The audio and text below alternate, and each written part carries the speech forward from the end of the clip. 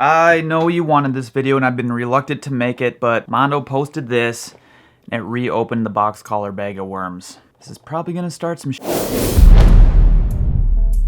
Welcome to the pole vault vlog, where we talk everything pole vault. That's my Bob Dylan. Not very good. Commercial time. Everybody loves commercial time. Go to vsathletics.com for all of your pole vault needs and use these codes. Boo-boo! So you can save some money. Also, I'm setting up a few camps this summer. So if you would like to have a camp, let me know, and then we can get stuff rolling. I'll put a link here to last year's little camp commercial, and I'll send you all the information. We get rocking and rolling. We have one that is already set in stone in Glendive, Montana. I will put a link down in the description below. It is open to everybody. 2-day camp, underwater pole vault, normal pole vault. Obviously, there's normal pole vault, and I think you should go. Do it. Speaking of camps, last week I was in Athens, Wisconsin, and I got to do a pole vault camp there. They gave me this sweet shirt. Go Blue Jays.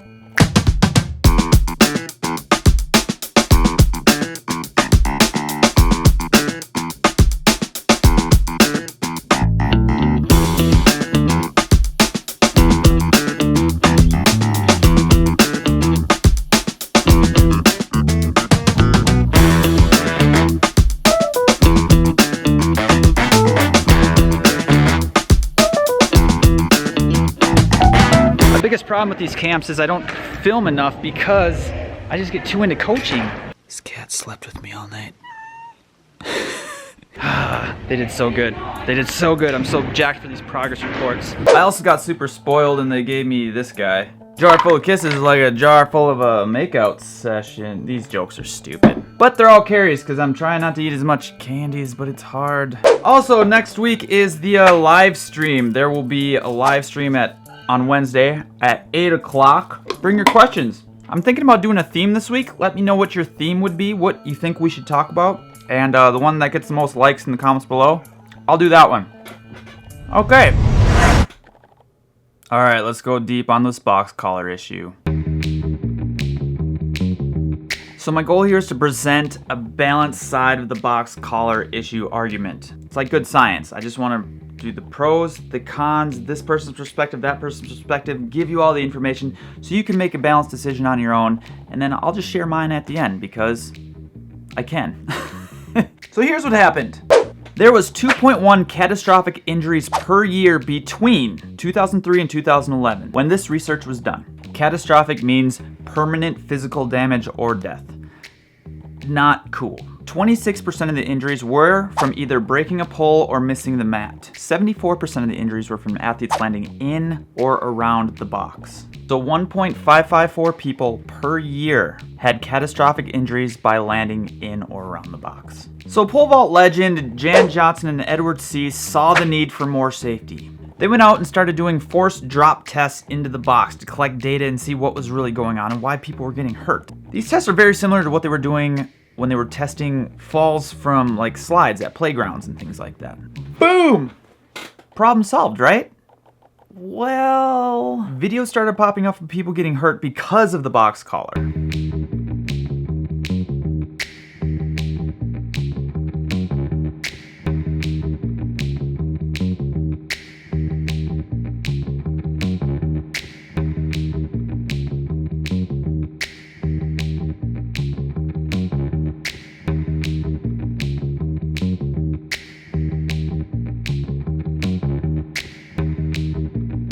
That's how the pole's supposed to roll, but it's not happening all the time because the box collar is preventing it from rolling that way, because over time either the box collar slides forward and then the pole again can't roll into the pit the way it wants to. It gets stuck on this thing and can't roll forward. There's no slope anymore. It's dangerous. Or it's way too tight. So we're back to the pole can't roll out to the side because it's stopping again. Another fact is that it's elevated up higher, so the slope from the box to the pads are sloped that way so the pole can roll out to the side. But the problem is now you just put the slope up 4 inches higher, so the pole again isn't rolling the way it's supposed to roll. Kids are getting hurt. Here's another thing that's been happening a lot.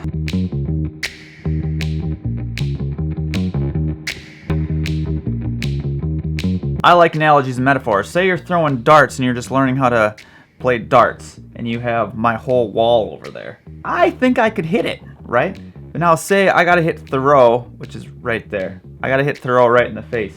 It's gonna be a lot harder to hit him because the target's smaller.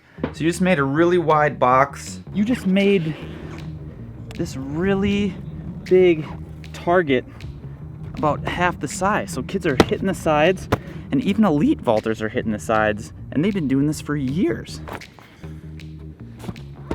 This is the normal width of the box. Look how much space it's taking up here. Not cool. So the pole's been hitting the sides, and then it bends, and then kids get launched back on the runway. That doesn't seem safe. Or it bends, and then it shoots up and hits the back of the slope of the pit. That doesn't seem safe either. So they're trying to protect kids from getting hurt, but in reality, more kids are getting hurt because of the collar. So the idea is awesome, but the execution is shit. Another thing that pisses a lot of people off is that this little piece of foam is $500. $500 for a little piece of yellow foam. A lot of people also think that their intention wasn't just to make a safe collar, it was to make a lot of money. They say they use scare tactics to scare the NCAA and the National High School Federation to make these mandatory in all high schools and all colleges. And if that's the case, from a business standpoint, it's genius. And I'm sure you're just rolling in dough because of it. But personally, I feel better when I like to look at the situation and think that their intention was to keep the sport safe. And there's a lot of honor in that. But at this very moment, they're working on another device, a soft box, and I'm sure they're gonna follow the same plan as to try and get every high school and college to use it. And from what I hear, the soft box is gonna cost roughly $2,000. $2,000. And then the question becomes, are you still gonna have to use the box collar for another $500? So it's gonna be $2,500, and that doesn't include pits, standards, poles, or paying for a coach. It gets very expensive. I also haven't mentioned that this is only happening in the United States. Every other country seems to be laughing at us right now. But a lot of you are in the United States and you're watching this. So then the question becomes, how to make this potentially dangerous box collar safe. Make sure the collar isn't impeding the pole from rolling in the box in any way, shape, or form, especially at the end of the box or the back of the box. Realize that over time, the collar moves because the pit moves back and forth, so keep an eye on it. Maybe every time before you jump, run up and take a look at it, and let the official know if the collar moved, and let him know it's not safe if it has moved. Same rules also apply for the pit. Don't let any of the pit stop the pole from rolling the way it's supposed to. Don't let the pit be in the box. It's just not safe, guys. Don't do that. If you guys want to hear my final thoughts on this, I'll let you know while I put on my bubble wrap suit here. Life can be dangerous. Sports can be dangerous. Walking across the street without looking can be dangerous. Walking across the street looking can be dangerous. There are 7.23 catastrophic injuries in football every year alone, and there are 1.5 catastrophic injuries due to the box every year in pole vault. Yet, football players aren't playing flag football to solve their problem. The truth is, we cannot ever take all of the danger out of a sport unless you just don't do the sport. And that's always an option. That's one side. The other side is, it's our duty to do everything in our power to keep the sport as safe as we can. The box collar, good intentions, terrible execution, and in my opinion, it's making the sport more unsafe than it did without having it. When it became mandatory that the pole vault pits had to become wider and longer, the data showed that there were less injuries. People were a lot more safe. Will the data come out and say the same thing about the box collar? I'm not so sure, but we need to collect that data. So there's a survey going around trying to collect this. I will put it in the description below as the first link. So I would really appreciate it if you filled that out. Some of you would tell me that the box collar saved your life or saved somebody's life that you know of, and it might have. But I'm gonna ask you, what would have prevented someone from landing there in the first place? Was it a box collar issue or was it something else? God, it's so warm. I'm gonna take this off. It's funny though, right? Is it funnier that I own this? Or you guys expect it now? With USPVA, the United States Pole Vault Association, my biggest mission is to improve pole vault education. I truly believe that if we can better educate coaches about how landing deeper in the pit is safer, how to go up and down poles, how to make these adjustments while keeping the sport safe, none of these, you won't need a box collar. Kids will be safe on their own. That's it. So let me know in the comments below, what do you guys think about the box collar? Has it helped you? Has it hurt you? What's your experiences? I'd like to hear them. Let me know. Let's review some videos. Alright, the first video is of Maddox. Get this. So his coach was telling me Maddox is in 7th grade. And this is jumping at 12.6. Holy cow. Kid's a freak. In a good way. A very good freak.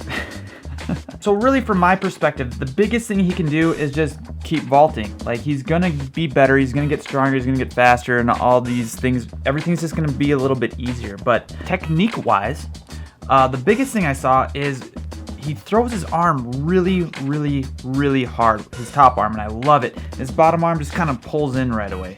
So I told him if they can think about hitting the pole and throwing both arms up and forward and creating a lot of space with both arms, he's gonna blow through that pole and probably the next one. Great jump. I'm really excited, man. You're the future of the sport. Well, everyone's the future of the sport if they keep doing it. Looks good. Makes me warm inside just to look at your jump. All right, this next video is of Michael. And Michael has a very slick jump as well. I love it. I always look at like the biggest kink of the chain, and you know, if we're early in the season, I always talk about the run in the plant, the run in the plant, the run in the plant, the takeoff, because that's what transfers everything. But when you're getting later in the season, like how long do you just work on that? You need things that are going to get you over bars faster. So you got to kind of change your cues as the season progresses, and then once the season's over, you can go back to working on the run plant and takeoff and all that fun stuff again. So I told him the invert just looks a little off. There's this video I made on my other channel a long time ago. I should probably put it on this channel, but I call it a swunch. So he's swinging and then kind of waiting to invert, and he's stuck in the bucket, right? And he never comes out of it. So instead of having a swing and then a punch, I tell people to combine it into a swunch. So the swing and the punch are one motion, and if he does that, he's going to be on top of the bend a little sooner, and he's going to throw more of his body, and great things will happen. Killer jump, man. I love it. Let's do one more. Keep up the good work, Michael. You make me feel warm and fuzzy inside, too. Ooh, this is Grant. Okay, so you guys are gonna like this. So we just talked about one aspect of the invert on the last video, and for Grant, he does a pretty good job at the swunch part. It's the where the placement is of the bottom hand. So if we watch this again, right about, watch his bottom hand. So he wants to pull it in, you can see it. And then instead of pulling it into his chest, which would help him stay inverted, he pushes down on the pole with that bottom hand. I'll put the video of that up in the corner here, and there's a video of the other invert video up in the corner too. So check both those out, it'll help a lot.